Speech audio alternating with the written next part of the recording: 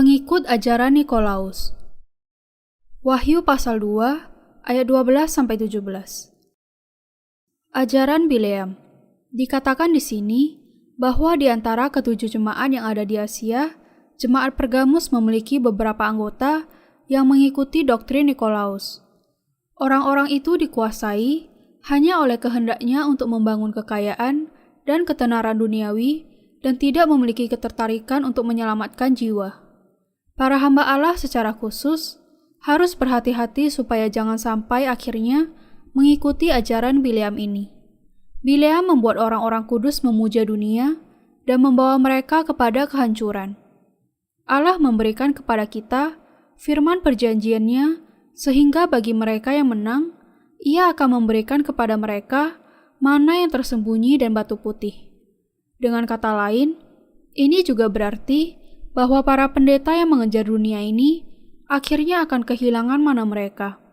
Mana di sini berarti keindahan firman Allah, dan kehilangan mana yang tersembunyi berarti kehilangan kehendak Allah yang tersembunyi di dalam firman-Nya.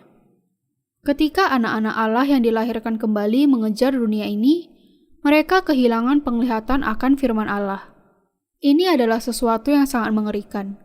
Saya sangat takut akan kemungkinan itu, dan Anda juga seharusnya takut.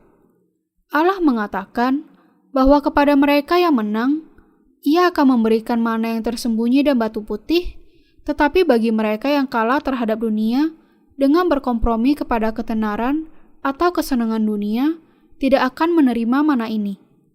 Alkitab mengatakan, Aku akan mengaruniakan kepadanya batu putih yang di atasnya tertulis nama baru, yang tidak diketahui oleh siapapun selain oleh yang menerimanya.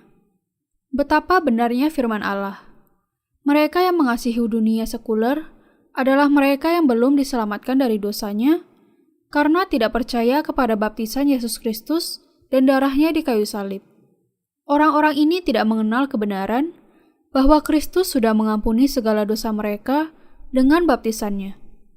Iman beberapa orang kepada Yesus hanyalah sekedar sesuatu yang teoritis. Mereka berpikir bahwa Yesus menanggung segala dosa mereka, dan dengan itu mereka menjadi orang benar, tetapi iman mereka adalah iman yang kosong karena mereka tidak menerima Roh Kudus di dalam hati mereka. Ini adalah iman teoritis. Kalau memang seseorang menerima penebusan, ia seharusnya mengalahkan perkara-perkara dunia, ketenaran, penghormatan, kekayaan, atau kuasa dunia. Mengalahkan dunia berarti berpegang teguh kepada firman Allah yang memungkinkan kita untuk dilahirkan kembali, melawan mereka yang mengejar kekayaan dan kehormatan dunia, dan memelihara Roh Kudus tetap ada di dalam hati kita. Allah mengatakan bahwa Ia akan menuliskan di kitab kehidupan nama-nama mereka yang sudah ditebus dan di dalam hati yang didiami Roh Kudus. Seperti dikatakan Alkitab, jadi siapa yang ada di dalam Kristus, ia adalah ciptaan baru. Yang lama sudah berlalu, sesungguhnya yang baru sudah datang. Mereka yang sudah dilahirkan kembali dan yang memiliki Roh Kudus berdiam di dalam hatinya, mengerti bahwa mereka tidak lagi seperti yang dahulu lagi. Mereka menyadari bahwa kehidupan lama mereka sekarang sudah menjadi ciptaan baru dengan percaya kepada air dan darah Yesus Kristus. Dengan iman, mereka tahu bahwa nama mereka sudah ditulis di dalam kitab kehidupan. Demikianlah caranya, mereka melihat mana yang tersembunyi dari Allah, dan inilah bagaimana para hamba Allah dan orang-orang kudus Allah mendengar firman kebenaran Allah, suara yang indah dari Allah. Mana diberikan kepada orang-orang Israel ketika mereka mengembara di padang pasir selama 40 tahun sebelum mereka sampai ke tanah perjanjian Kanaan. Menurut penjelasan Alkitab, mana adalah seperti biji ketumbar, bulat dan kecil. Ketika bangsa Israel bangun di pagi hari, permukaan tanah di sekitar mereka dipenuhi dengan mana seperti hujan salju semalaman. Bangsa Israel kemudian mengumpulkan mana dan memakannya di pagi hari. Ini adalah makanan sehari-hari mereka. Mungkin mereka menggorengnya, merebusnya, atau membuatnya menjadi adonan untuk kue. Apapun, inilah makanan pokok bangsa Israel selama perjalanan mereka yang 40 tahun menggembara di padang pasir. Karena mana itu kecil, seperti biji ketumbar, orang tidak akan kenyang hanya makan sebutir mana. Tetapi Allah memberikan kepada mereka cukup mana dalam semalam, sehingga semua kebutuhan bangsa Israel tercukupi untuk hari itu, tidak kurang dan tidak lebih untuk 1 hari, karena mana tidak bisa disimpan. Tetapi di hari ke-6, Allah memberikan kepada mereka mana cukup banyak untuk 2 hari, sehingga bangsa Israel tidak harus mengumpulkan mana di hari Sabat. Roti kehidupan. Firman Allah adalah mana kita, roti kehidupan kita. Dalam firman Allah, kita temukan roti bagi jiwa kita, roti kehidupan. Bukan dalam satu bagian khusus, Anda akan menemukan sepotong besar roti, tetapi bahwa kehendak Allah yang hebat itu bisa ditemukan di sepanjang bagian Alkitab, meskipun dalam rincian yang terkecil. Bagi para hamba Allah dan orang-orang kudus tidak akan berkompromi dengan dunia, Allah akan memberikan roti kehidupan, dan Ia senantiasa memberikan kepada masing-masing kita roti untuk sehari-hari yang memenuhi kebutuhan fisik dan rohani kita. Karena mana ini, bangsa Israel tidak pernah merasa lapar sepanjang 40 tahun penggembaraan mereka di padang belantara, meskipun padang belantara itu sama sekali tidak menghasilkan apa-apa untuk mereka makan.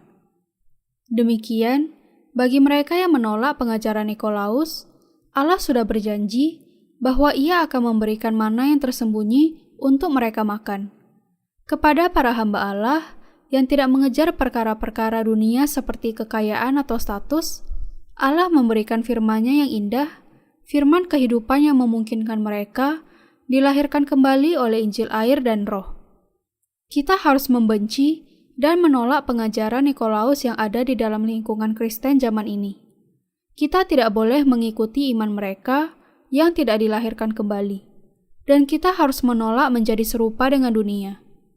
Meskipun memang sudah menjadi hukum Allah bahwa daging kita mengejar perkara-perkara daging dan roh kita mengajar perkara-perkara roh, kita tetap saja harus menolak doktrin Nikolaus, membenci segala perbuatan yang serupa dengan dunia, dan kemudian makan dari mana Allah dengan percaya kepada firman kebenaran yang diberikan Allah kepada kita.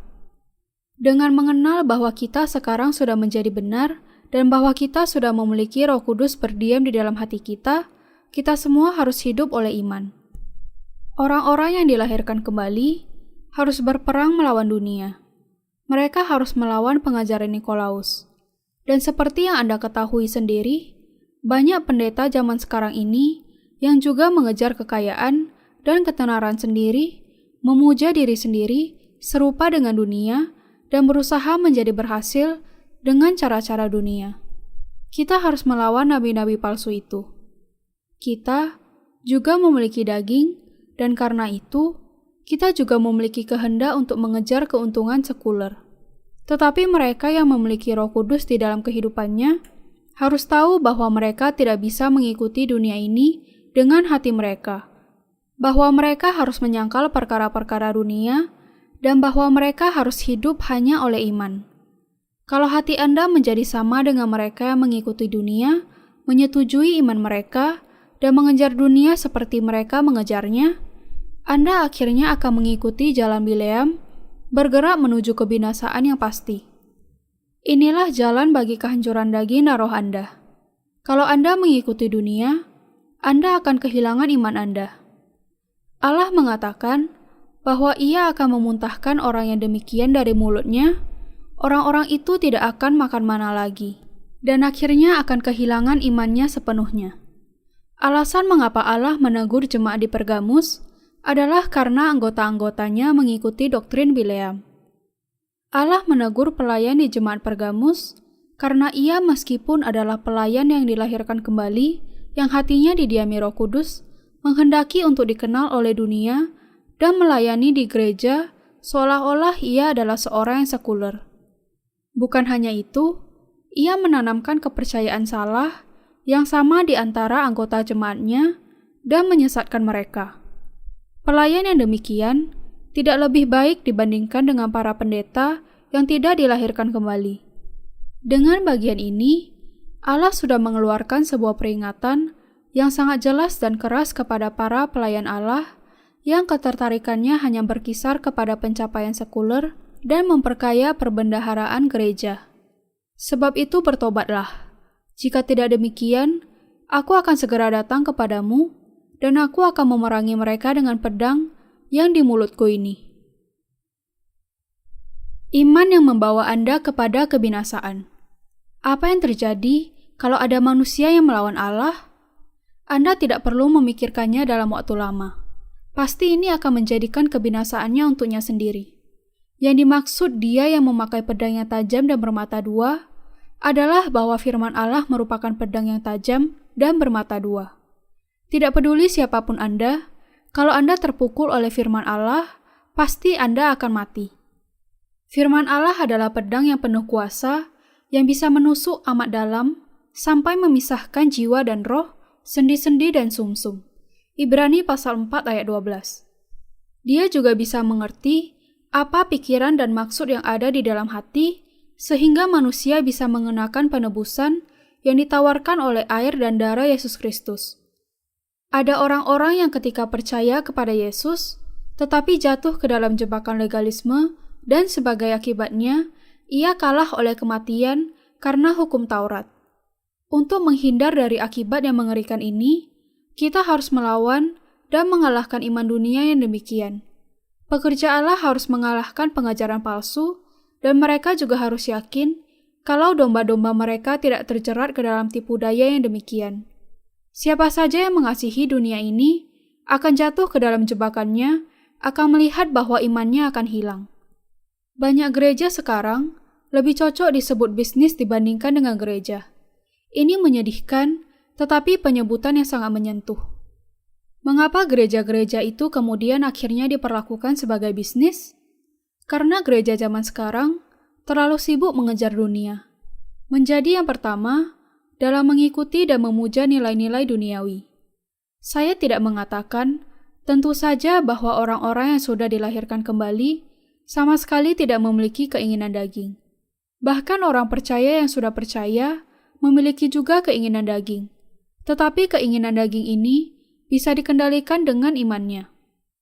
Mereka tidak mengejar hal-hal daging, sama seperti orang yang tidak percaya mengejar keinginan daging mereka dengan sepenuh hati. Orang-orang yang belum dilahirkan kembali menetapkan standar mereka sendiri dan mereka menjalani kehidupan dengan menikmati segala sesuatu yang mereka dapat seturut dengan standar mereka. Penyembahan berhala dan kebobrokan moral merupakan hal biasa bagi mereka. Yang lebih buruk, ada beberapa yang menyembah iblis. Bisakah orang-orang yang sudah dilahirkan kembali melakukan hal-hal itu? Tentu saja tidak. Mereka tidak pernah bisa melakukan hal seperti itu. Karena orang-orang yang dilahirkan kembali tahu betapa kotor dan najisnya tindakan-tindakan seperti itu. Karena kita yang sudah dilahirkan kembali, pada dasarnya berbeda dengan mereka yang mengejar kemuliaan dunia dan semua keinginan dagingnya. Kita tidak boleh menjalani hidup kita dengan mengejar keuntungan dunia, dan kita memang tidak bisa hidup demikian. Mereka yang mengejar pengajaran Nikolaus adalah orang-orang yang hanya mengejar kekayaan dunia ini. Tidak ada yang salah, tentu saja dengan mencari nafkah dan juga menjadi kaya. Tetapi kalau hal itu menjadi tujuan utama dalam hidup Anda, dan kalau Anda jatuh ke dalam penyembahan berhala dan kemudian dikuasai oleh ketamakan Anda, maka iman Anda pasti akan hancur. Mereka yang melayani demi uang dan mereka yang masuk gereja karena menginginkan kekayaan dunia adalah para pengikut ajaran Nikolaus. Orang-orang ini pada akhirnya akan kalah terhadap dunia karena meskipun mereka mengaku percaya kepada Allah, hati mereka belum sepenuhnya ditebus dari dosa-dosa mereka. 4 jenis ladang hati. Injil Matius menuliskan mengenai sebuah perumpamaan di mana Yesus berbicara mengenai seorang penabur yang benihnya jatuh di 4 jenis tanah yang berbeda. Tanah yang pertama di mana benih itu jatuh adalah tanah pinggir jalan. Yang kedua tanah berbatu. Yang ketiga tanah dengan semak duri. Dan yang keempat adalah jenis tanah yang baik. Mari kita perhatikan masing-masing tanah itu. Jenis tanah yang di pinggir jalan menggambarkan hati yang dikeraskan. Orang ini sudah mendengar firman Allah, tetapi karena ia tidak langsung memasukkannya ke dalam hati, maka benih itu dimakan oleh burung.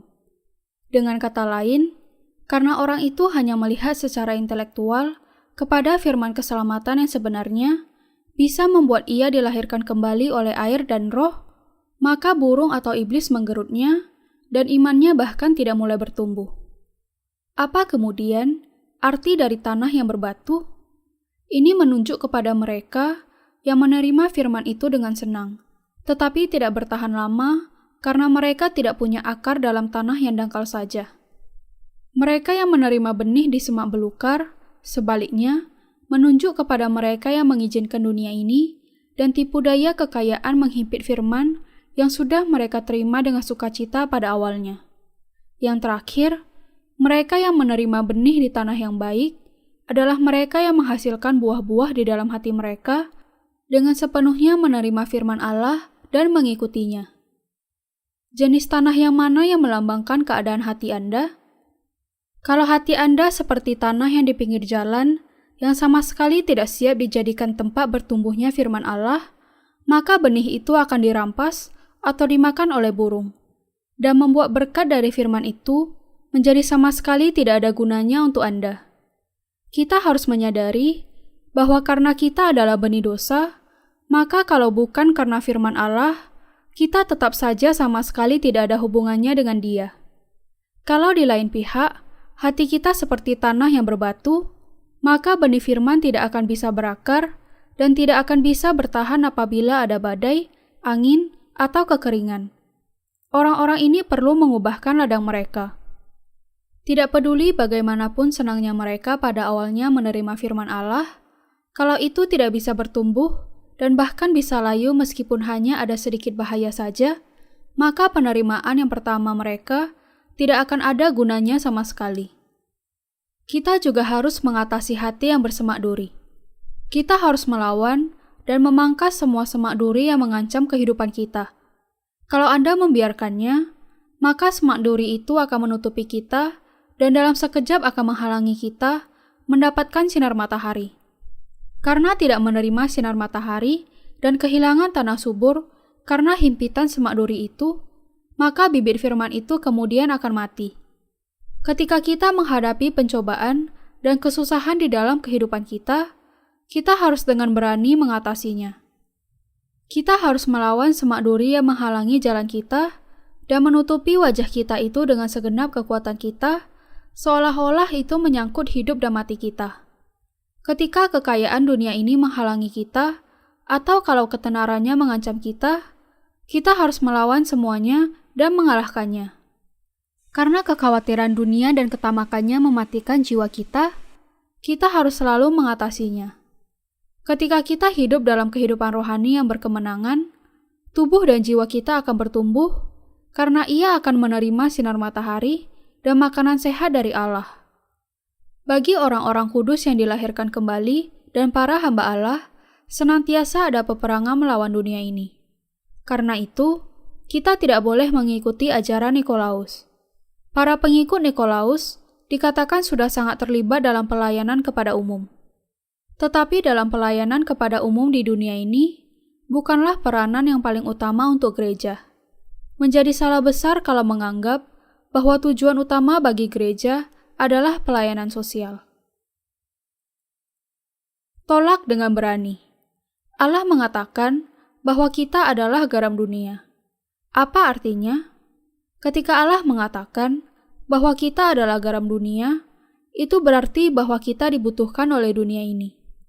Kegunaan garam adalah untuk mewartakan firman air dan darah Kristus kepada orang-orang berdosa sehingga mereka bisa dibebaskan dari dosa-dosa mereka, dijadikan anak-anak Allah, dan diizinkan masuk ke surga.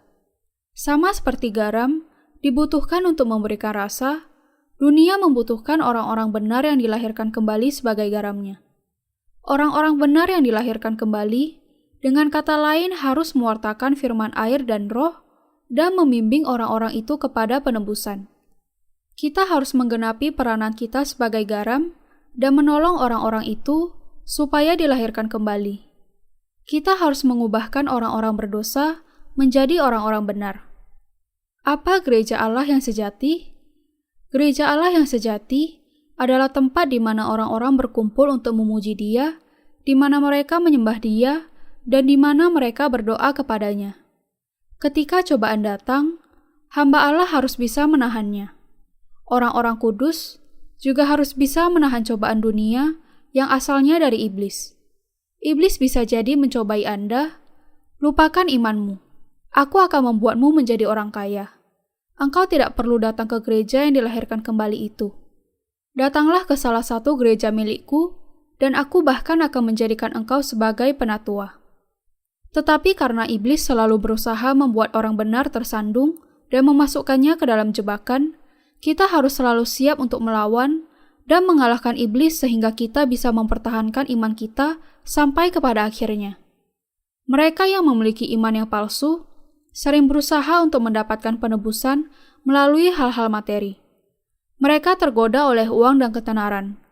Iblis menunjukkan kepada kita nilai-nilai dunia dan mengajak kita untuk meninggalkan iman kita dan meninggalkan Allah. Yang harus kita miliki dalam masa-masa yang demikian adalah iman kepada Tuhan, bahwa Ia akan mencukupi kebutuhan kita, dan dengan iman ini kita bisa dengan berani menolak dan mengalahkan cobaan iblis. Akar semua berkat berasal dari Allah. Allah adalah yang memberkati kita, baik secara rohani maupun secara fisik. Dengan mengerti bahwa iblis bukanlah yang memberikan berkat kepada manusia, kita bisa melawannya. Ada saat-saat di mana kita berperang melawan keinginan diri kita sendiri. Ketika ketamakan dan hawa nafsu mulai muncul ketika kita membiarkan hati kita terbawa oleh arus dunia ini, kita harus berperang melawan diri kita sendiri. Dan tidak perlu dikatakan bahwa kita memang perlu melawan orang-orang duniawi yang mencoba untuk mengganggu iman kita. Kita memang ditentukan untuk melawan semua kuasa dunia. Mengapa? Karena ketika seorang Kristen tidak terlibat di dalam peperangan rohani, ini hanya bisa berarti bahwa imannya sudah mati untuk semua tujuan yang praktis. Sampai dunia berakhir dan hari penghakiman kepada orang berdosa dan orang benar berlalu, tetap akan ada kelicikan untuk menghancurkan iman kita. Inilah sebabnya, kita harus tidak henti-hentinya terlibat di dalam peperangan rohani ini. Kalau kita membiarkan saja orang-orang yang melawan Allah dan berusaha menghancurkan iman kita, kita akhirnya akan kehilangan segala sesuatu, termasuk kehidupan kita. Tanpa tekad yang kuat untuk tidak mengizinkan apapun, selain iman kita memerintah kita tidak hanya akan kehilangan harta milik kita, tetapi kita akan ditinggalkan oleh Allah. Kita harus bisa dengan jelas membedakan antara orang-orang yang berada di pihak kita dengan orang-orang yang memusuhi kita, supaya kita bisa melawan dan mengalahkan musuh-musuh kita. Ketika kita harus murah hati kepada orang-orang lain, kita harus teguh dalam menghadapi musuh-musuh kita, sampai kepada titik di mana musuh kita itu tidak memiliki keberanian untuk mencoba apapun terhadap kita. Para pengikut Nikolaus adalah musuh kita. Mereka menjadi musuh kita karena mereka adalah sinagog iblis yang tidak boleh kita biarkan dan apalagi bekerja sama dengan mereka.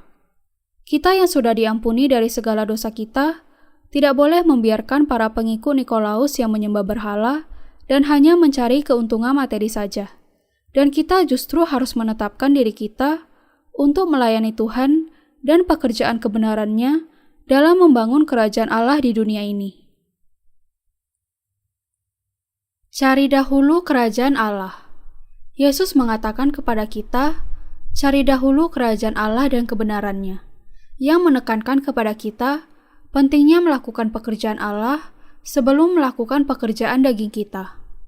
Kita yang adalah orang-orang yang dilahirkan kembali memiliki kehendak rohani. Itu bukan keinginan daging, tetapi kehendak roh. Demikianlah kita bisa melakukan dahulu pekerjaan Allah dan kerajaannya.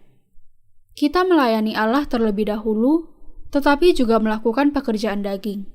Seperti yang dikatakan Alkitab kepada kita, ada tertulis, manusia hidup bukan dari roti saja, tetapi dari setiap firman yang keluar dari mulut Allah. Kita hidup, dengan kata lain, bukan hanya oleh daging saja, tetapi oleh daging dan roh juga. Kita harus bisa menyeimbangkan di antara keduanya. Kalau kita mengikuti pekerjaan para pengikut ajaran Nikolaus dan berpikir bahwa yang paling utama adalah kebahagiaan kita di dunia ini, kita pada akhirnya akan menghadapi kebinasaan kita sendiri. Inilah sebabnya kita harus mendahulukan kehendak rohani kita. Beberapa orang menjadi bersikap tidak bersahabat setiap kali pembicaraan mengenai surga dan neraka diangkat. Orang-orang itu bertanya, "Pernahkah Anda ke neraka? Pernahkah Anda melihat dengan mata Anda sendiri?" Tetapi pertanyaan-pertanyaan seperti itu berasal dari iblis.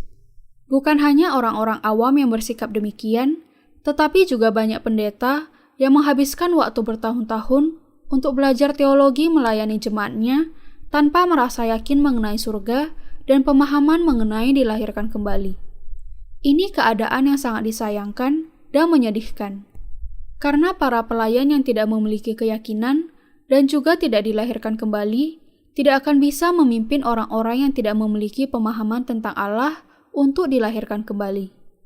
Ketika ada begitu banyak orang yang terkurung oleh pemikiran iblis dan melawan Allah, apa yang bisa mereka pelajari dari pendeta yang tidak percaya akan surga dan juga tidak yakin akan keselamatan mereka sendiri?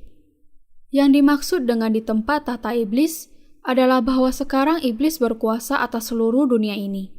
Inilah keadaan zaman di mana kita hidup. Keadaan zaman di mana dunia penuh dengan para pengikut ajaran Nikolaus yang menerangi gelapnya malam dengan salib-salib berlampu milik gereja mereka seperti sedang melakukan bisnis pertunjukan. Allah sudah mengatakan bahwa itu bukanlah gerejanya, tetapi sinagog iblis.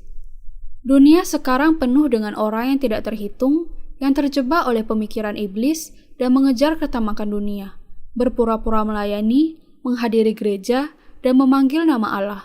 Namun kelahiran kembali jiwa mereka dan pengharapan mereka akan surga sudah lama sekali hilang. Inilah keadaan zaman di mana kita hidup dan melayani Tuhan. Peperangan rohani melawan orang-orang yang tidak dilahirkan kembali. Kita hidup di dunia ini di tempat tahta iblis. Kita harus mempertahankan iman kita dengan senantiasa berjaga-jaga dan dengan berani menghadapi musuh kita ketika kita ditantang.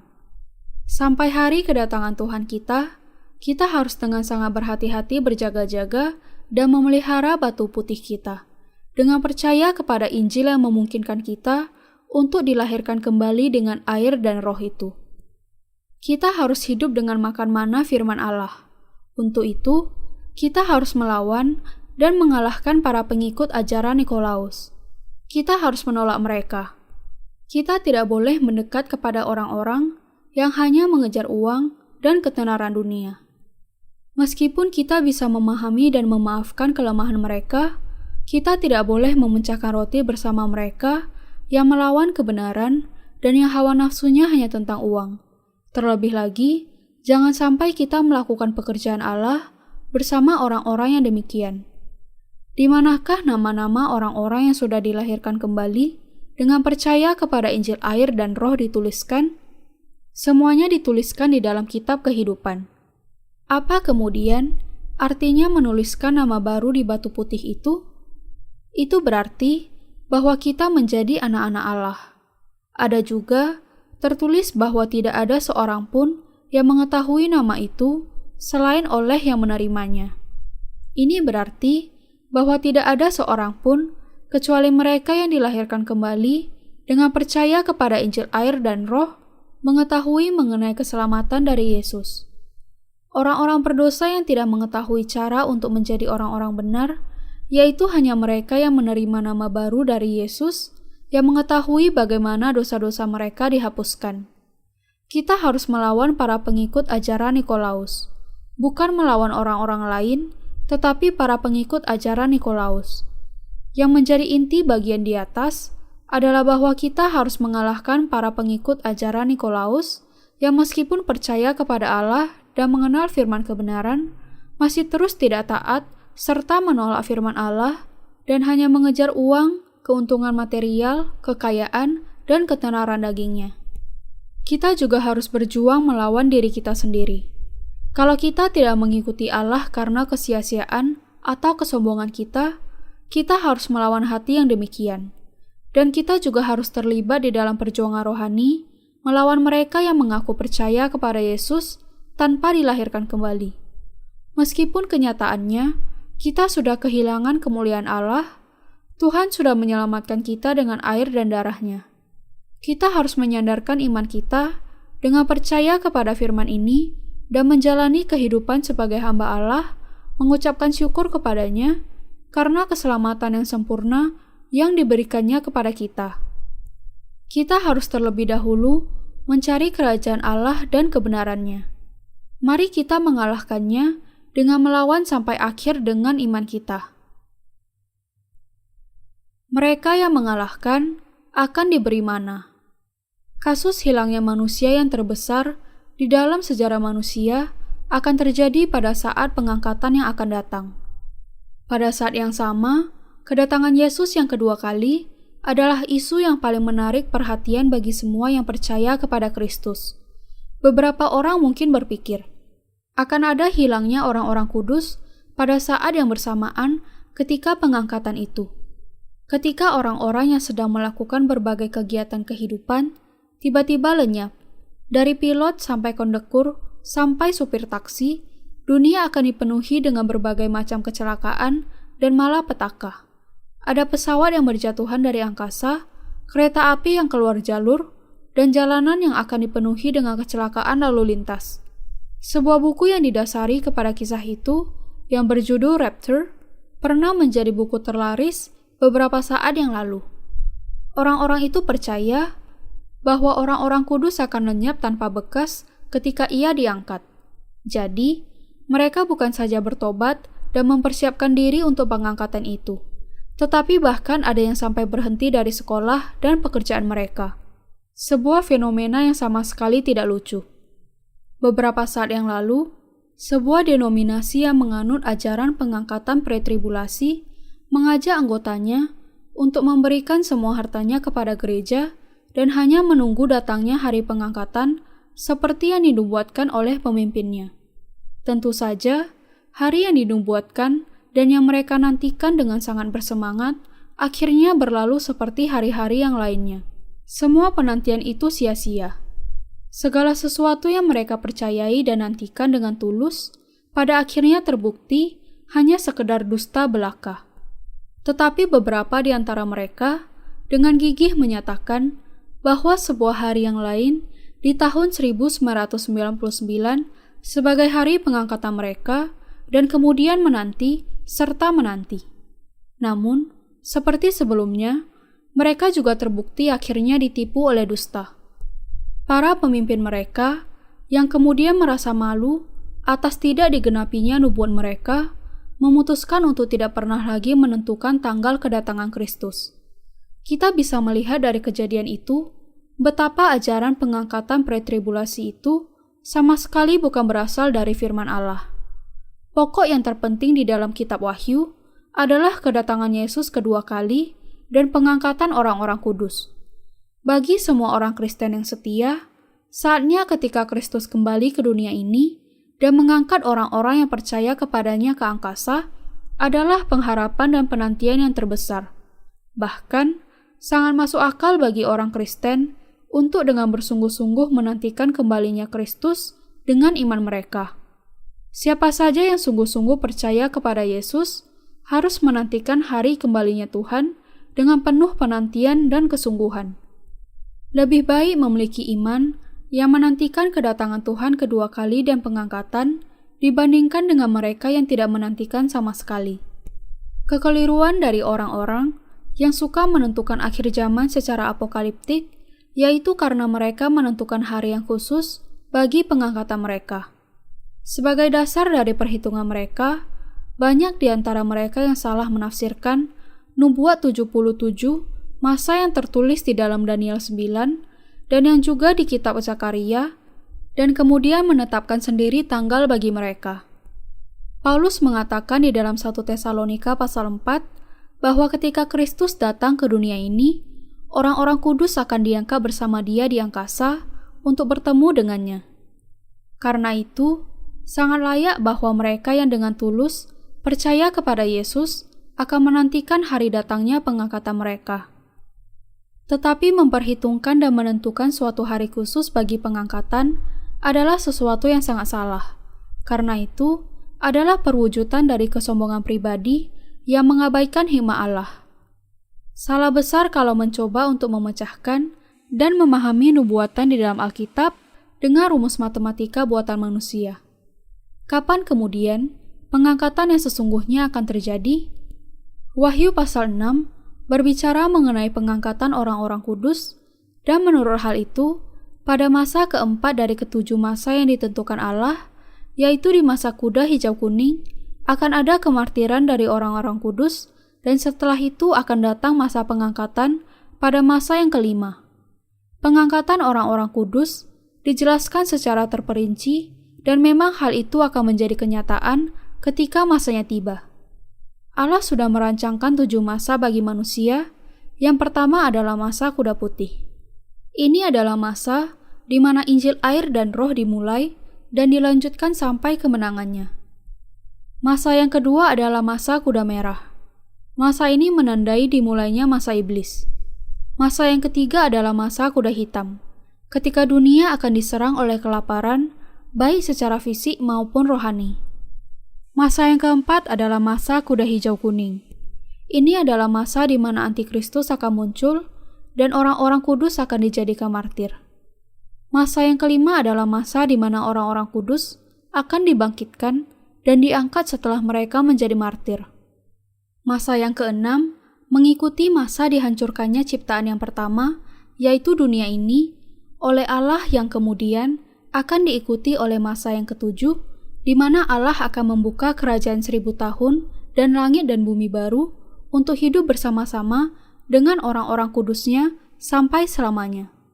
Allah dengan itu menetapkan keenam masa yang berbeda bagi manusia, dan sangat layak sekali bahwa mereka yang percaya kepada Yesus harus mengerti dan percaya kepada ketujuh masa yang ditetapkan Allah bagi mereka. Di Korea saja, diperkirakan lebih dari 100.000 orang di akhir abad yang lalu memisahkan diri dan menantikan datangnya hari yang mereka tentukan sendiri sebagai hari kedatangan Yesus kedua kali dan pengangkatan mereka. Sekitar 12 juta orang Korea disebut Kristen. Di antara mereka, 100.000 orang menantikan kedatangan Yesus dan pengangkatan mereka. Dengan cara lain, mereka adalah orang-orang yang sangat percaya kepada firman Allah seperti yang tertulis dan menantikan kedatangan Tuhan. Hanya 100.000 di antara 12 juta, yaitu kurang dari 1%. Masalah mereka bagaimanapun adalah karena mereka tidak memiliki pemahaman yang tepat mengenai masa yang ditetapkan Allah bagi mereka. Tanpa pemahaman yang tepat mengenai Injil air dan roh, banyak orang Kristen di gereja mula-mula membuat kesalahan yang demikian dan membuat perhitungan mengenai tanggal kedatangan kembali Kristus yang didasari oleh pemahaman yang keliru mengenai masa kedatangan Kristus kedua kali dan pengangkatan orang-orang kudus.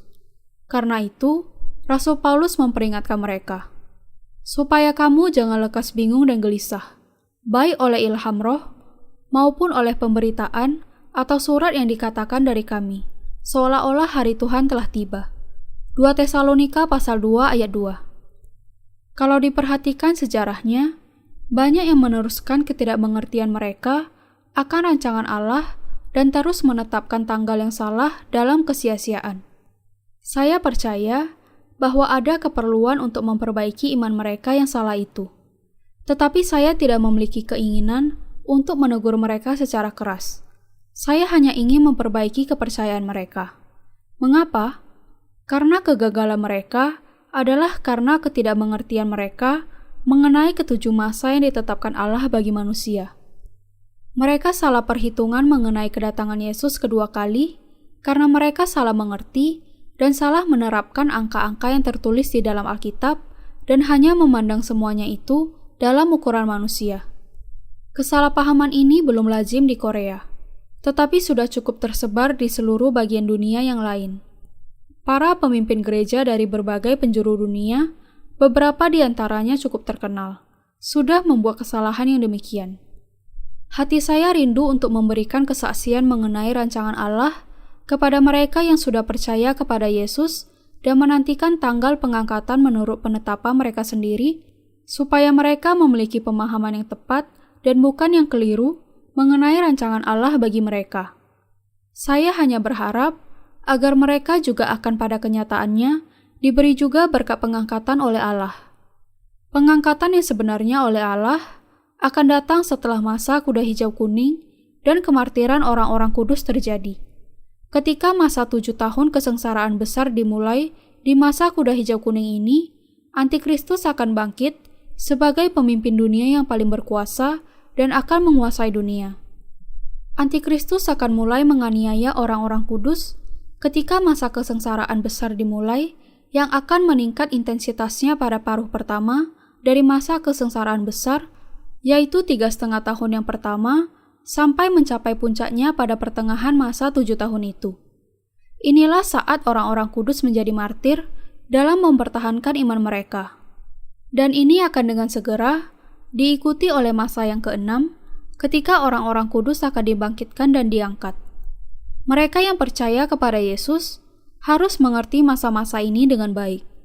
Bergantung kepada apakah mereka percaya pengangkatan pretribulasi atau pengangkatan mid-tribulasi, hidup iman mereka akan menjadi berbeda. Apakah orang-orang percaya itu akan dengan bijaksana menantikan pengangkatan dengan iman yang benar, atau membuat kekeliruan karena memusatkan pikiran mereka dalam menentukan tanggal yang keliru menurut pilihan mereka sendiri? Ini akan tergantung kepada apakah mereka mendasari iman mereka kepada firman Allah atau tidak. Kalau Anda menyelidiki firman wahyu dengan ketenangan, Anda akan bisa menemukan apakah penjelasan yang masuk akal itu dan kemudian bisa dengan benar memberi jawaban untuk semua pertanyaan Anda. Tetapi kalau Anda tidak memiliki pemahaman yang benar mengenai pengangkatan dan tidak bisa menantikannya dengan benar, maka iman Anda akan hancur. Teori pengangkatan pretribulasi dikembangkan oleh Scofield, seorang teolog Amerika, yang untuk pertama kalinya menyusun posisi teologinya dalam Scofield Reference Bible. Alkitab referensi ini diterjemahkan secara luas dan dipakai di seluruh dunia. Dan karena pengaruh dari Alkitab referensi dari Scofield ini, sehingga teori pengangkatan pretribulasi menjadi tersebar dengan begitu luas. Karena Scofield Reference Bible ditulis oleh seorang teolog berpengaruh dari sebuah negara berkuasa, maka buku itu kemudian diterjemahkan ke dalam berbagai bahasa dan dibaca oleh banyak sekali orang Kristen. Scofield sendiri tidak menduga bahwa pengajaran mengenai pengangkatan pretribulasi ini akan begitu tersebar ke seluruh dunia. Akibatnya adalah adanya penerimaan yang sangat luas akan teori pengangkatan pretribulasi hampir oleh semua orang Kristen yang ada di dunia ini. Tetapi sebelum teori pengangkatan pretribulasi dari Scofield muncul, kepercayaan yang dominan yang ada di dalam dunia kekristenan hanyalah teori pengangkatan postribulasi. Teori pengangkatan postribulasi mengajarkan bahwa Kristus akan kembali ke dunia ini setelah berakhirnya masa 7 tahun kesengsaraan besar dan bahwa ia akan mengangkat orang-orang kudus pada masa itu. Banyak orang kemudian menjadi sangat takut akan masa tribulasi yang mendahului pengangkatan dan kedatangan Tuhan kedua kali. Ketika para pengkhotbah kebangunan rohani mewartakan dari mimbarnya mengenai kedatangan Kristus yang kedua kali, orang-orang berdesakan untuk bertobat, menangis, dan meratapi dosa-dosa mereka, terus-menerus menimbun diri mereka dalam doa pertobatan. Jadi, siapa yang paling sering menangis dipakai sebagai ukuran siapa yang akan lebih banyak diberkati. Orang-orang demikian, meskipun percaya kepada Yesus, terlalu banyak mencurahkan air mata. Tetapi keyakinan pengangkatan postribulasi yang awal ini secara perlahan digantikan oleh pengangkatan pretribulasi. Apa sebabnya? Orang-orang menemukan bahwa sangat lebih menenangkan hati untuk beralih dari pengangkatan postribulasi kepada pengangkatan pretribulasi. Karena dengan peralihan itu, berarti bahwa mereka tidak akan menghadapi cobaan dan kesengsaraan yang tadinya akan mereka hadapi. Tidak mengejutkan bahwa mereka akan lebih memilih untuk diangkat ke angkasa dibandingkan dengan harus menahan kesengsaraan yang akan menimpa mereka pada masa kesengsaraan besar. Demikianlah, teori pengangkatan pretribulasi berkembang seperti api di semak belukar yang kering, karena hal itu mengajarkan iman yang menyenangkan, lebih mudah diterima dibandingkan dengan keadaan yang mengerikan yang akan mereka derita pada masa kesengsaraan besar. Sama seperti orang lebih suka yang manis dibandingkan dengan yang tawar atau yang pahit. Orang juga lebih suka menerima yang mudah ketika berhubungan dengan iman. Mereka lebih suka memilih dan percaya kepada apa saja yang cocok dengan selera mereka di antara berbagai teori yang dimunculkan oleh para ahli. Inilah sebabnya begitu banyak orang menjadi percaya kepada teori pengangkatan pretribulasi dengan begitu mudah. Mereka yang mendukung pandangan pengangkatan pretribulasi berpikir bahwa mereka harus terus menjaga supaya keadaan tubuh dan hati mereka bersih supaya bisa diangkat. Dan karena itu, mereka cukup tekun dalam kehidupan iman mereka. Tetapi kesalahan yang serius menyelimuti kepercayaan mereka akan pengangkatan pretribulasi itu. Ketika iman mereka dan penantian mereka akan Yesus bisa dibenarkan, tetapi mereka melakukan juga dua kesalahan yang serius dan sangat parah.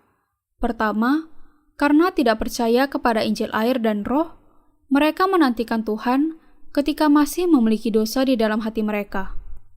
Mereka hanya berpegang dan bersandar kepada darah di kayu salib. Tetapi berapapun jumlah pertobatan mereka, tidak akan membawa pengampunan dosa yang mutlak dari dosa-dosa yang mereka lakukan setiap harinya. Namun, siang dan malam, mereka menantikan kedatangan Kristus yang kedua kali.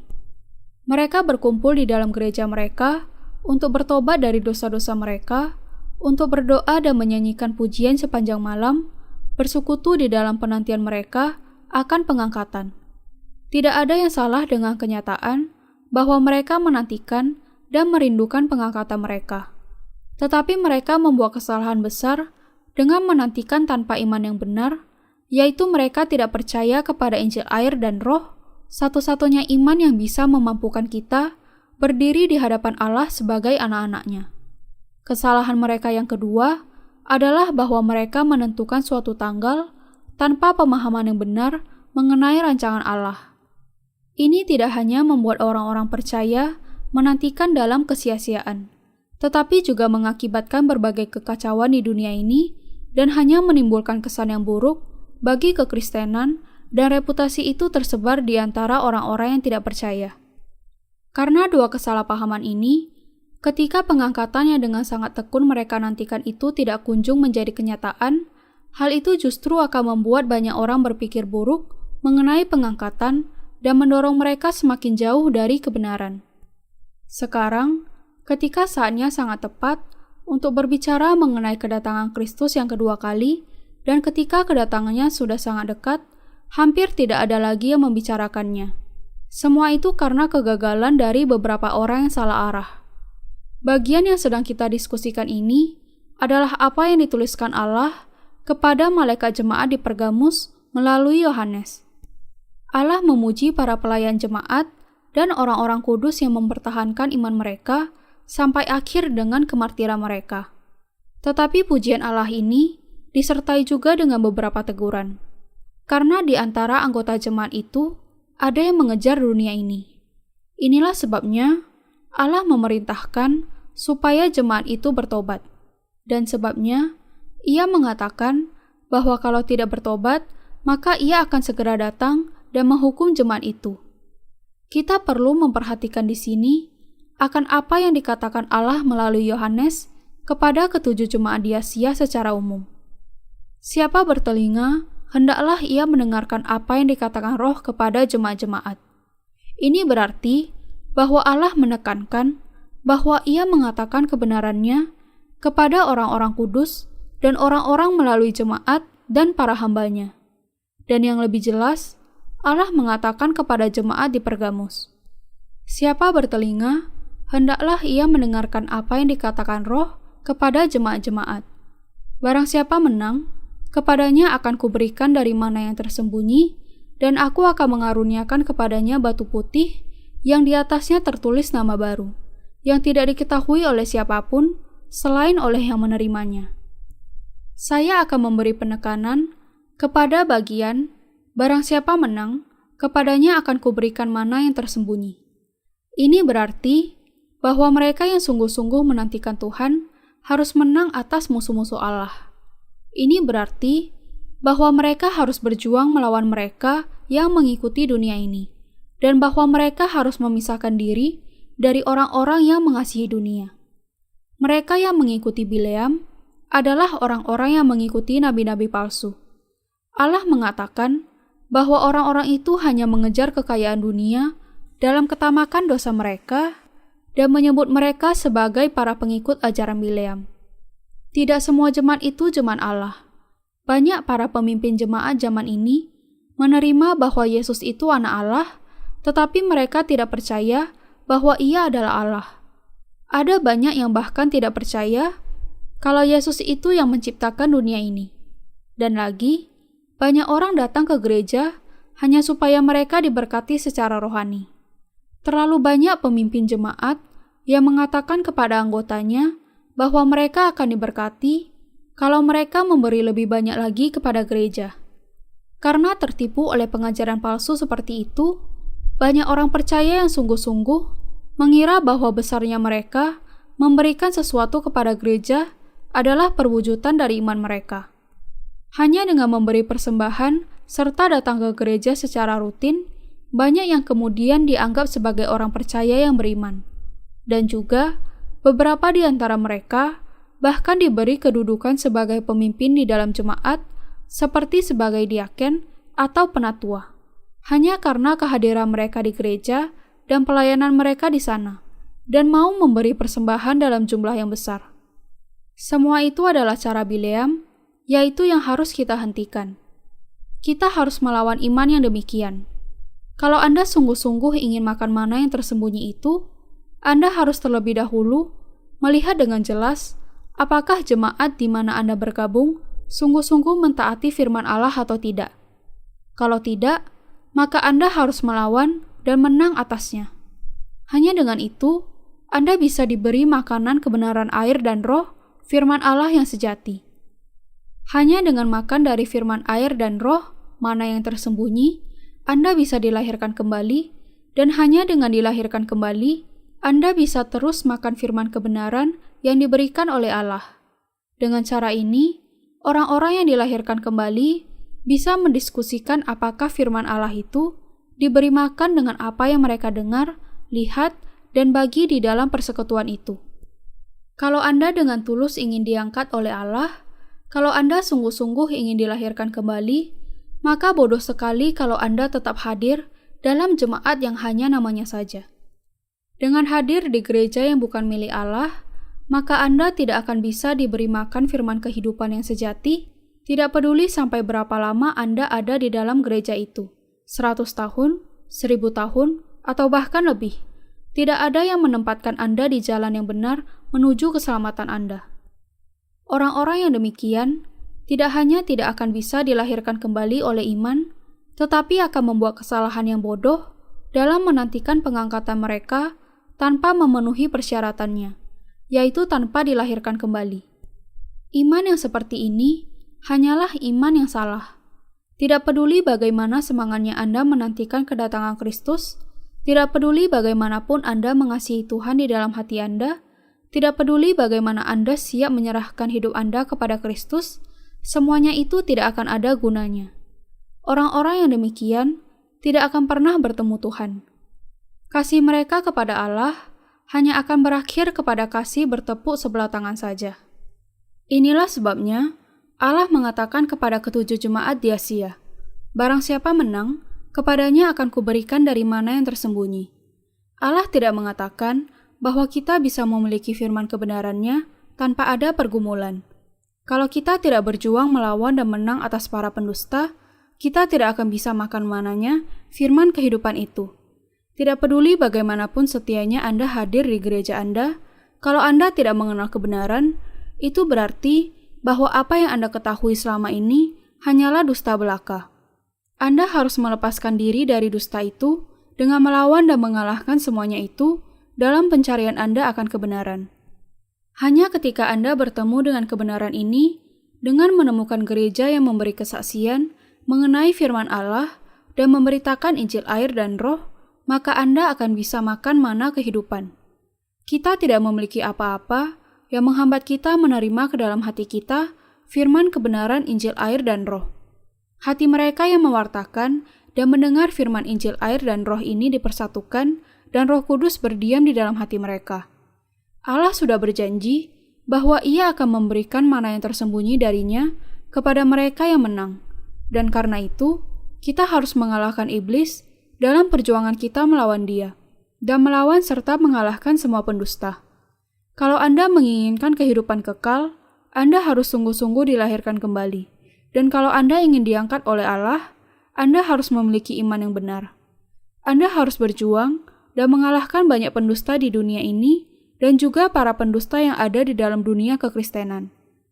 Iman Anda tidak boleh menjadi iman yang tidak pasti, yang selalu berpindah dari satu sisi ke sisi yang lain dan terbawa oleh arus apapun yang kebetulan sedang mengalir pada sebuah waktu yang khusus.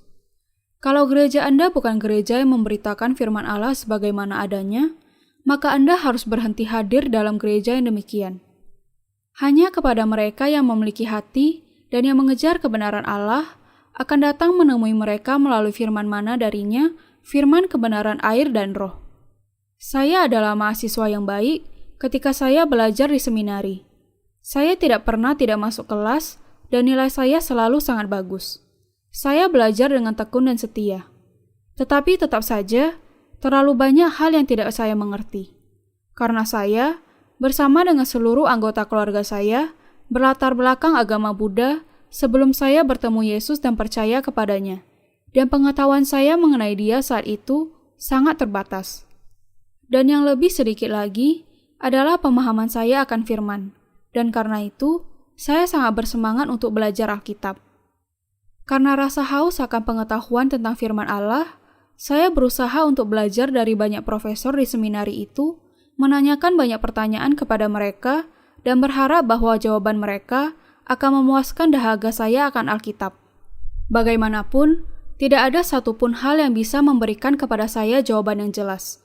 Ketika saya membawa pertanyaan saya kepada para profesor yang sangat dikenal karena pengetahuan Alkitabnya, mereka biasanya hanya memuji pemahaman Alkitab saya dan tidak menjawab pertanyaan saya. Di seminari, para profesor tidak memberitakan firman, tetapi mereka mengajarkan teori mereka sendiri mengenai Alkitab. Tetapi semua teori itu, dari teologi Perjanjian Lama sampai teologi Perjanjian Baru, dari teologi sistematika sampai sejarah kekristenan, dari Calvinisme sampai Arminianisme, dari Kristologi sampai Pneumatologi, dari studi pengantar sampai eksposisi yang detail, hanyalah hasil dari pemikiran manusia. Mereka hanya mengajarkan teori-teori yang berbeda yang dimunculkan oleh para ahli, tidak berbeda dengan tempat di mana Anda belajar berbagai macam perspektif teoritis di dalam bidang studi sekuler. Saya adalah orang yang semula tidak mengenal Alkitab. Tidak peduli bagaimana luasnya pelatihan keahlian yang sudah saya jalani, atau bagaimanapun banyaknya orang yang memuji luasnya pemahaman Alkitab saya, atau bagaimanapun saya mendasari khotbah-khotbah saya dalam pemahaman ini, semakin saya mempelajari Alkitab dan teologi, semakin besar keraguan saya akan jalan yang saya tempuh. Kemudian, saya sampai kepada kesadaran bahwa saya memang sepenuhnya orang yang tidak mengerti dan bahwa saya harus memulai dari awal lagi.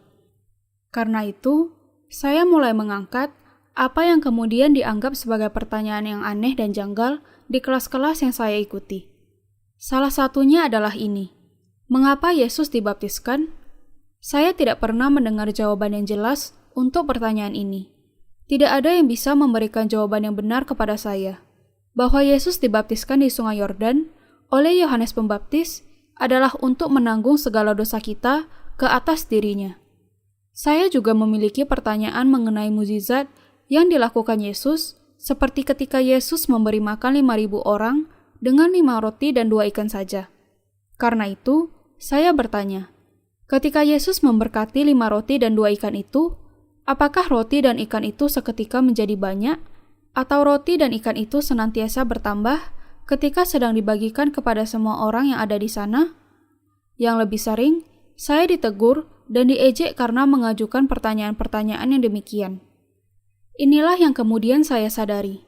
Jadi, inilah yang disebut sebagai teologi.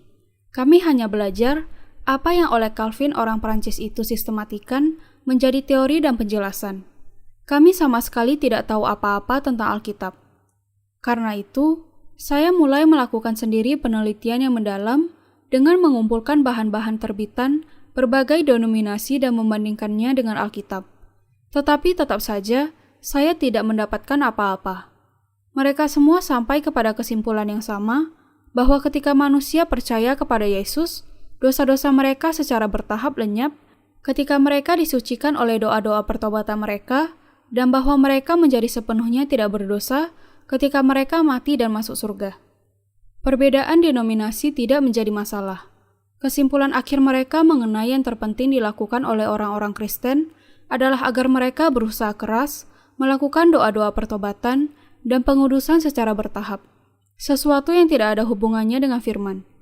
Semua pengajaran itu sungguh-sungguh menyimpang dari apa yang dikatakan firman Allah. Karena itu, saya berlutut di hadapan Allah dan mencari serta menanyakan kebenarannya. Saat inilah Allah mengajarkan kepada saya mengenai Injil air dan Roh. Kebenaran ini sepenuhnya menakjubkan bagi saya. Dan ketika menyadari bahwa kebenaran Injil air dan Roh bisa ditemukan di dalam ke-66 kitab di dalam Alkitab, mata saya yang buta mulai terbuka dan saya bisa melihat firman di dalam Alkitab secara jelas.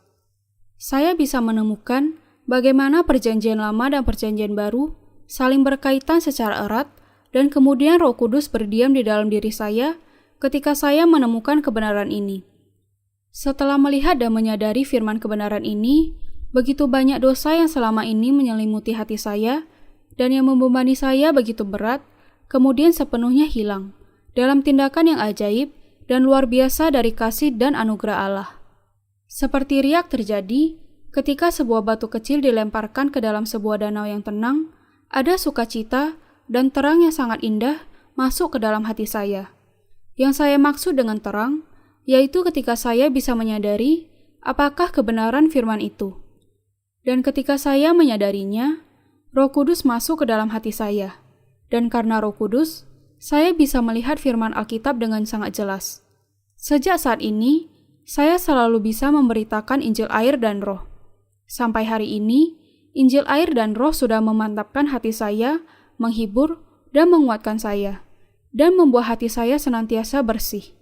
Inilah caranya saya mendapatkan makanan firman Allah.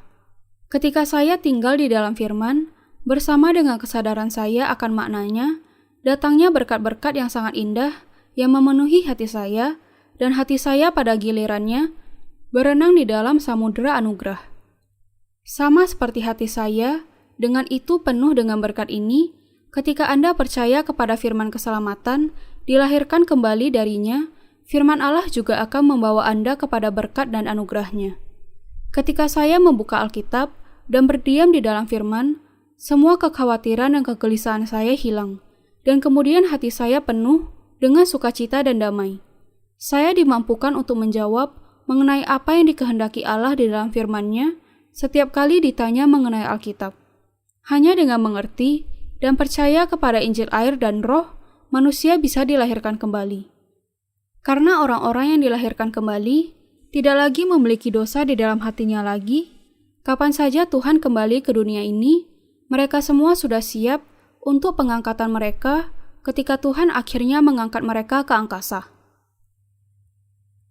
Iman yang memimpin kita kepada pengangkatan.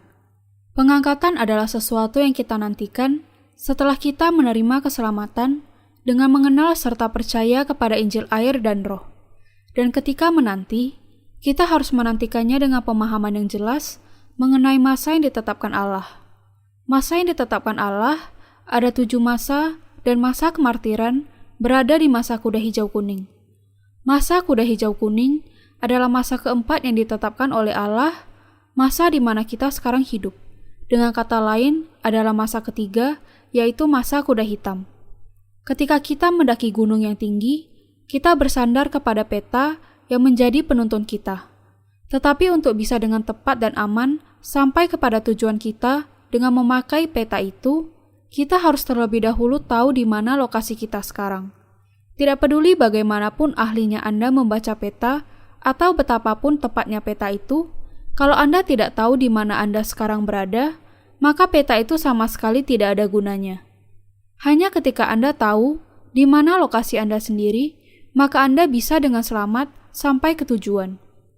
Demikian juga, hanya dengan dilahirkan kembali melalui Injil air dan Roh, Anda bisa menemukan kapan Anda akan diangkat.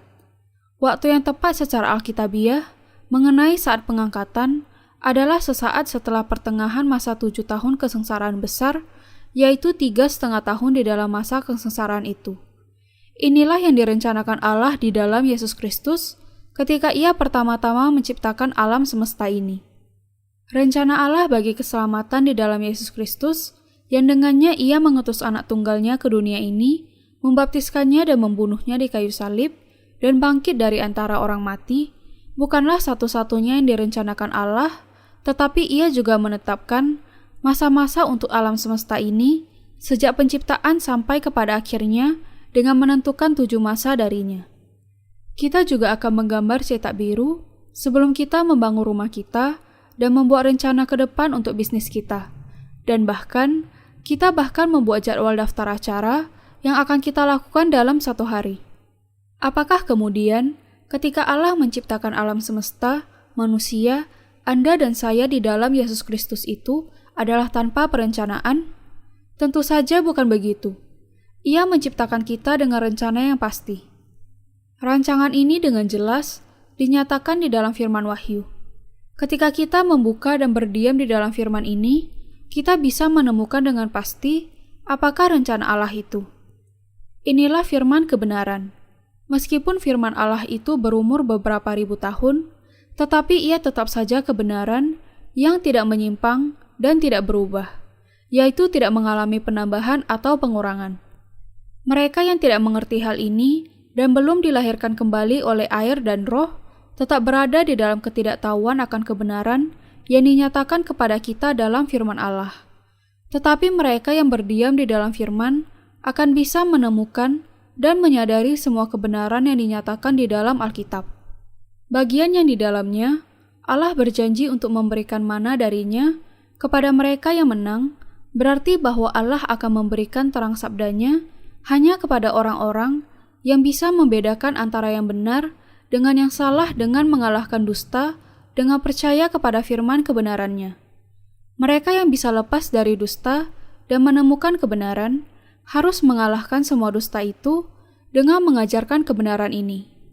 Allah sudah berjanji kepada kita bahwa mereka yang percaya kepada Injil akan diberi berkat makan mana yang darinya.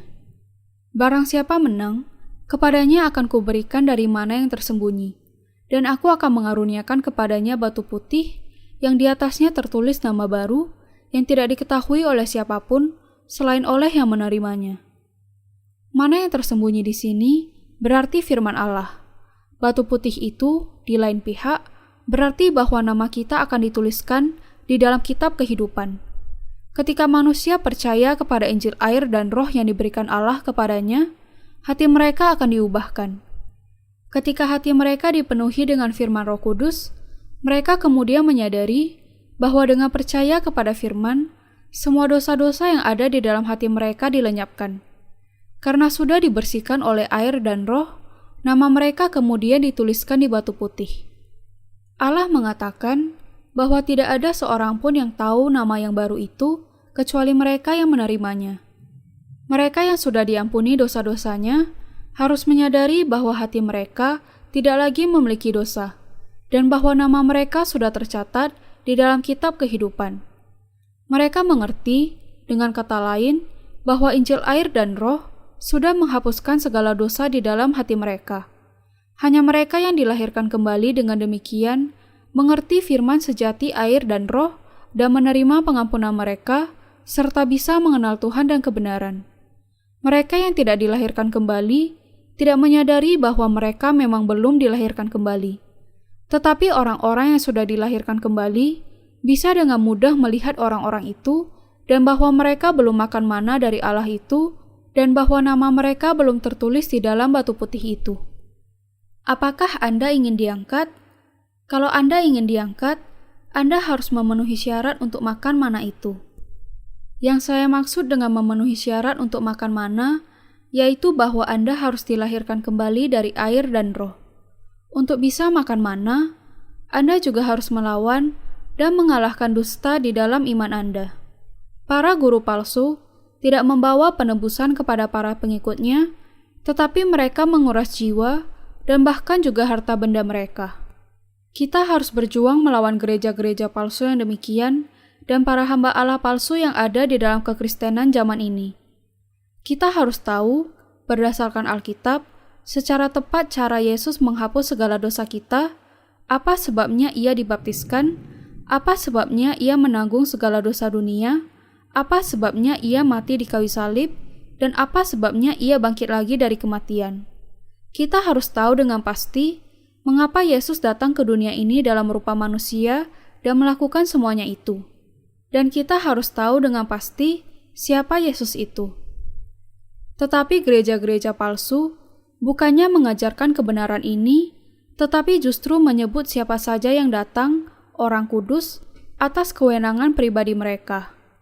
Mereka hanya bertanya, apakah Anda percaya kepada Yesus?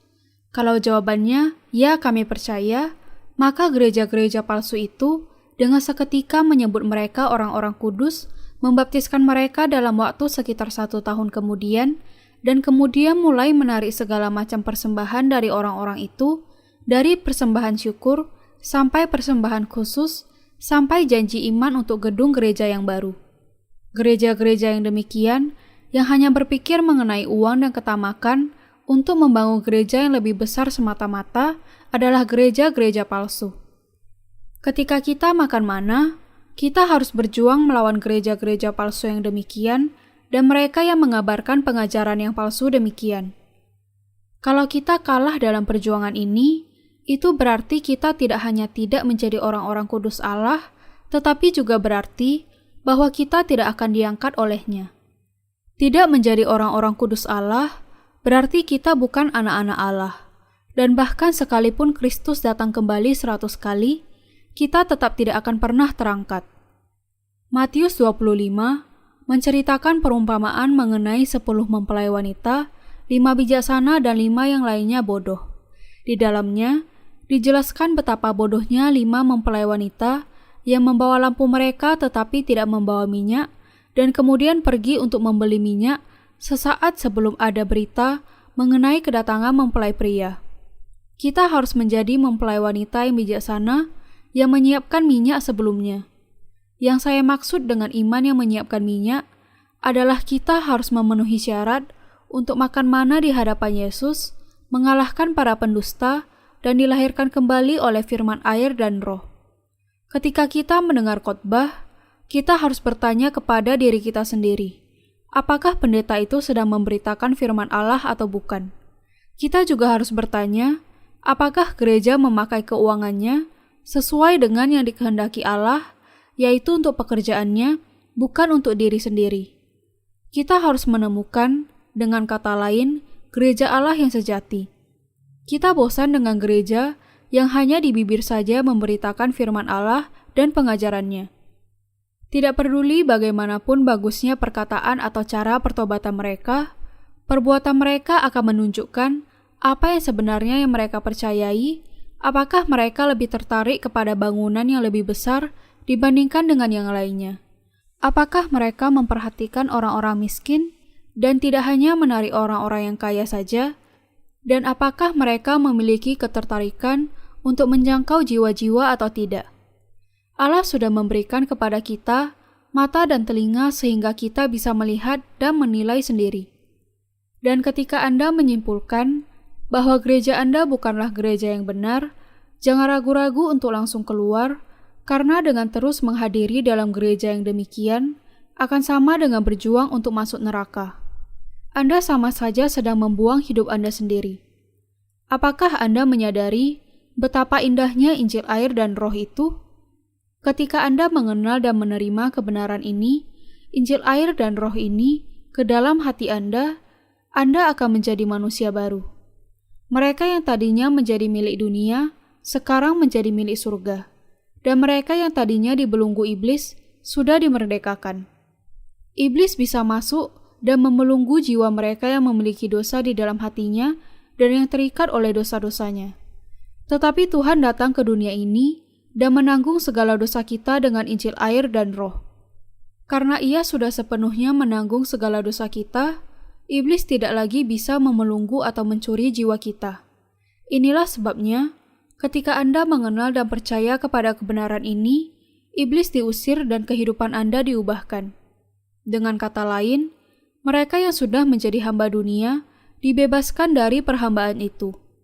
Allah melakukan pekerjaan yang ajaib, mengubah orang-orang berdosa menjadi orang-orang benar, mengubah mereka yang tadinya milik dunia menjadi milik surga, dan ketika Tuhan kembali, Ia akan mengangkat mereka ke dalam kerajaan-Nya. Kehidupan kita di dunia ini bukanlah akhir dari riwayat kita. Karena diciptakan seturut dengan gambar-Nya, Allah tidak meletakkan kita di dunia ini untuk hidup dalam waktu singkat. Kehidupan di dalam tubuh kita ini memang sangat singkat. Ketika kita selesai dengan semua jenjang pendidikan kita sudah masuk masa 20-an tahun. Kita menghabiskan waktu usia 30-an tahunan kita untuk meletakkan dasar-dasar bagi kehidupan kita, dan ketika semua dasar-dasar itu mulai tersusun, kita sudah berusia 40-an atau 50-an tahun. Ketika kita sampai kepada taraf di mana kita merasa bisa sedikit santai dan menikmati kehidupan, seluruh kehidupan kita sudah sangat menekan kita, dan kita sudah menghadapi masa-masa akhir kehidupan kita. Seperti bunga yang mekar di pagi hari dan kemudian layu di sore hari, sama seperti ketika kita berpikir bahwa kita bisa mulai mapan dalam kehidupan, kita sudah menghadapi mendekatnya masa-masa akhir dari kehidupan itu. Demikianlah singkatnya kehidupan. Tetapi yang lebih disayangkan adalah terlalu banyak orang yang tidak menyadari singkatnya kehidupan ini. Tetapi akhir dari kehidupan tubuh kita bukanlah akhir riwayat kita, karena hal itu justru menjadi awal dari kehidupan rohani kita. Mengapa? Karena Allah sebagai ganti atas singkatnya kehidupan kita di dunia ini sudah menyiapkan bagi kita bukan hanya kerajaan 1000 tahun, tetapi juga langit dan bumi baru, di mana kita akan hidup selamanya. Ini berkat kehidupan kekal yang diberikannya hanya kepada mereka yang sudah dilahirkan kembali dengan percaya kepada firman air dan Roh. Hanya kalau Anda makan mana yang tersembunyi dan nama Anda tertulis di batu putih saja, Anda dapat diangkat. Allah mengatakan bahwa hanya mereka yang makan mana yang tersembunyi yang akan bisa mengalahkan iblis pada masa kesengsaraan besar, dan bahwa hanya nama orang-orang yang menang itu yang akan ditulis di batu putih. Mereka yang tidak menang, dengan demikian, tidak usah bermimpi untuk diangkat, dan juga jangan mimpi untuk dilahirkan kembali.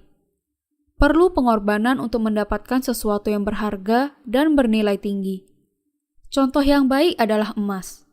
Hal itu membutuhkan banyak usaha, waktu, dan resiko untuk bisa menemukan dan mengolah emas.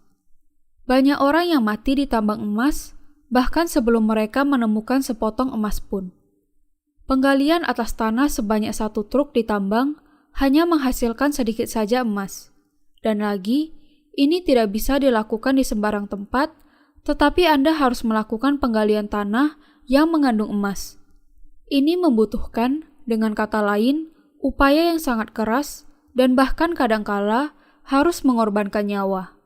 Mengapa kemudian orang-orang berupaya begitu keras untuk menemukan emas?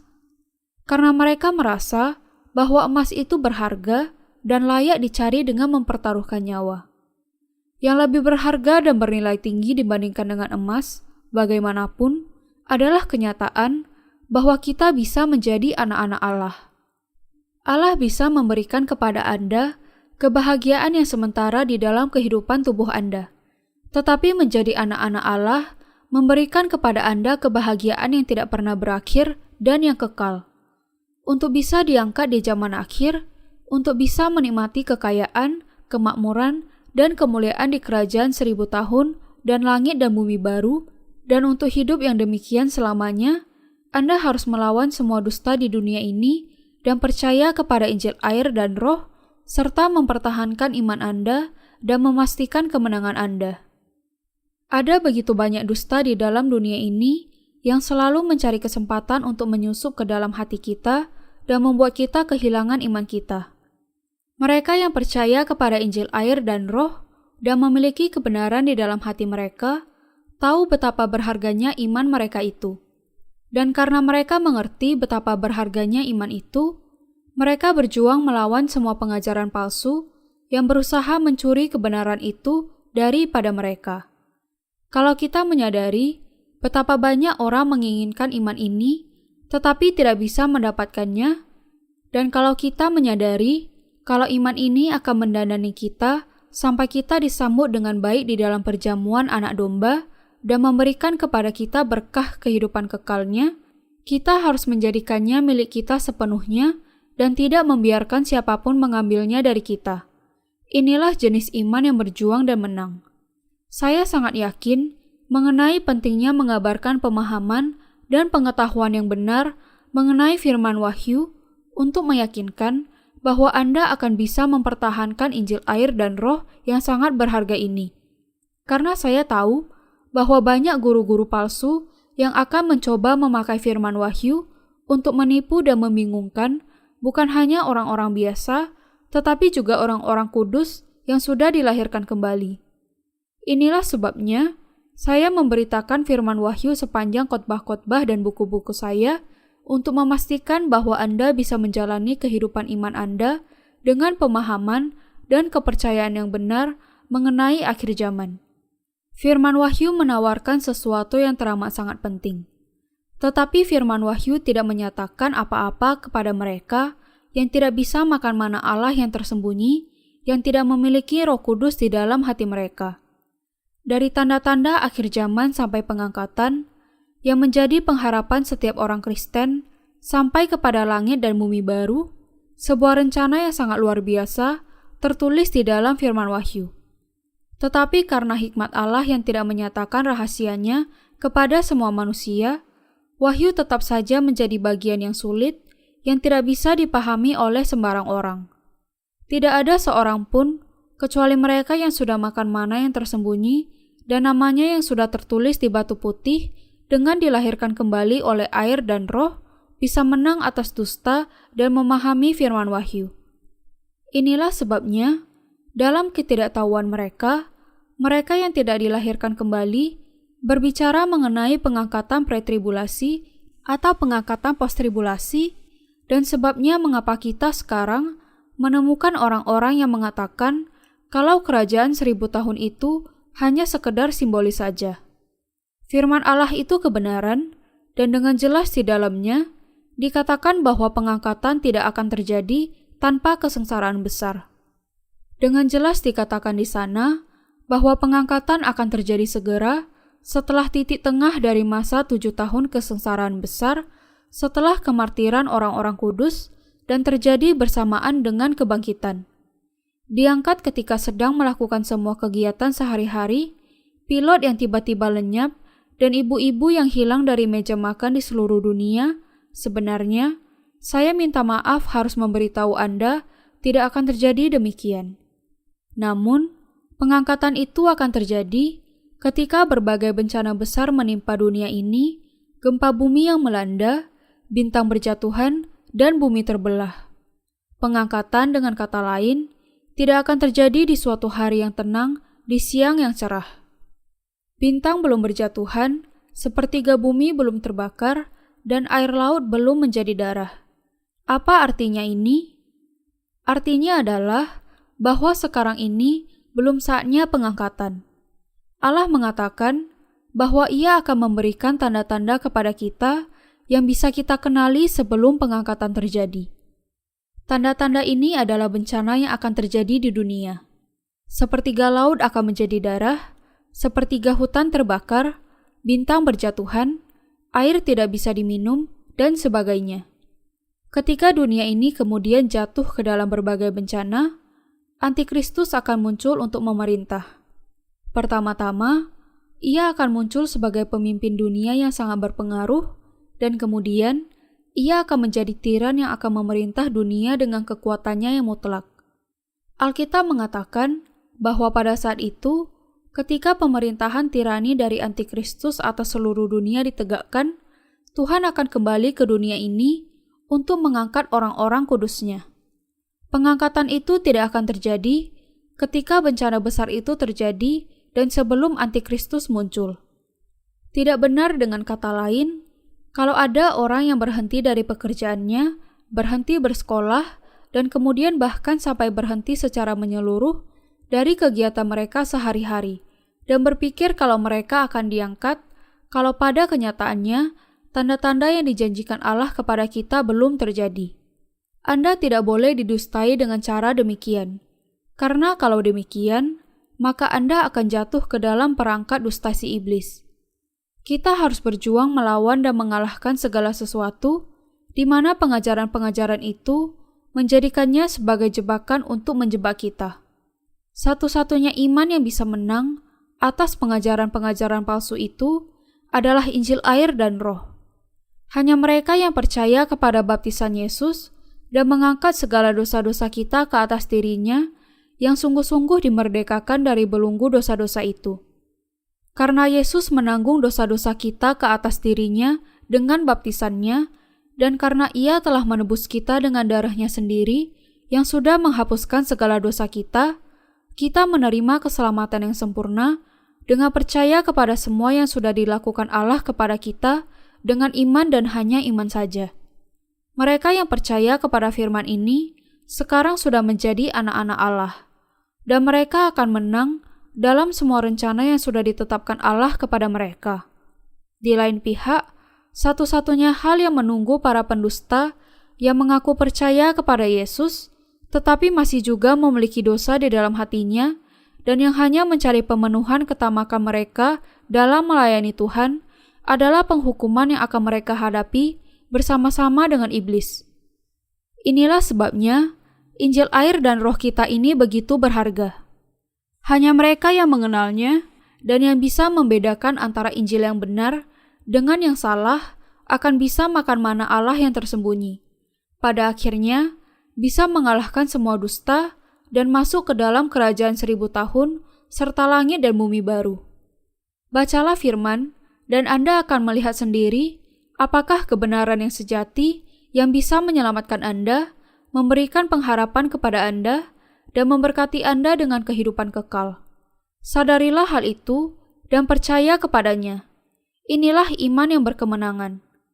Kemenangan di dalam peperangan rohani kita teramat sangat penting untuk kita, karena kekalahan di dalam perang ini tidak hanya berarti sebuah kekalahan yang sepele saja, tetapi itu berarti kepastian masuk neraka. Di dalam peperangan yang lain, kita bisa pulih dari kekalahan. Tetapi di dalam peperangan iman ini, sama sekali tidak ada kesempatan untuk bisa pulih. Anda harus bisa membedakan antara apa yang benar dengan apa yang hasil pemikiran Anda sendiri, hawa nafsu kedagingan Anda sendiri, serta dusta dari para guru palsu itu, dan Anda harus mempersiapkan iman Anda sampai kepada akhir zaman untuk pada akhirnya bisa menangkap kebenaran yang tepat mengenai semua masa-masa itu dalam terang firman. Allah sudah mempersiapkan malapetaka 7 sangkakala dan cawan, dan Ia mengizinkan adanya kesengsaraan besar untuk kita. Ketika dunia diserang oleh bencana alam yang hebat, api yang berkobar, bintang berjatuhan, laut, sungai, dan mata air yang menjadi darah, Antikristus akan muncul, dan Anda harus menyadari bahwa ini adalah tanda dari masa 7 tahun kesengsaraan besar. Kemartiran, kebangkitan, dan pengangkatan orang-orang kudus akan terjadi di akhir masa malapetaka 7 sangkakala ketika sangkakala yang terakhir dibunyikan. Tetapi sebelum malapetaka 7 cawan itu dimuntahkan. Ketika materai yang keempat dari Allah dibuka, Antikristus akan menuntut penyangkalan dari orang-orang kudus. Pada saat itu, orang-orang yang namanya tertulis di dalam kitab kehidupan, yaitu orang-orang kudus yang dilahirkan kembali yang makan manna, dan yang namanya tertulis di batu putih, akan dengan berani menjadi martir. Inilah iman yang terakhir dan yang terbesar yang diberikan semuanya bagi kemuliaan Tuhan. Inilah iman yang berani yang dimiliki oleh orang-orang yang percaya dan hidup seturut dengan Injil air dan Roh. Ini pendeknya adalah iman yang bisa menjadikan kita menang dalam peperangan rohani kita. Kita harus menang atas musuh kita dengan cara bagaimanapun. Setelah dilahirkan kembali, kita harus terus berjuang melawan dan mengalahkan para pendusta. Untuk itu, kita harus menjalani kehidupan yang makan mana Allah dan mewartakan firman Tuhan kita sampai kesudahannya. Kepada mereka yang menang, Allah sudah menjanjikan kemuliaan dan berkat-Nya. Iman yang layak untuk diangkat ke angkasa oleh Allah, pengharapan terbesar untuk orang-orang percaya, dan keyakinan akan kerajaan 1000 tahun dan langit dan bumi baru, semua itu akan diberikan hanya kepada mereka yang menerima mana tersembunyi dari Allah dengan mengalahkan semua dusta dengan iman kepada firman Allah. Mereka yang mengenal apa yang berharga akan menjual segala sesuatu untuk mendapatkannya dan melakukan pengorbanan untuk mempertahankannya. Karena pengorbanan yang demikian akan dirasakan bukan sebagai penderitaan, tetapi sebagai kesukaan besar untuk kita, dan karena ini adalah harta yang sungguh-sungguh tidak ternilai harganya, yang pada akhirnya akan memberikan segalanya kepada kita, maka layak bagi kita semua untuk memberikan semuanya untuk mempertahankannya. Adalah pengharapan dan doa saya bahwa Anda akan senantiasa berharap akan kerajaan 1000 tahun dan langit dan bumi baru, menang atas semua musuh dengan pengharapan ini, dan muncul sebagai pemenang dengan sukacita besar di akhir zaman.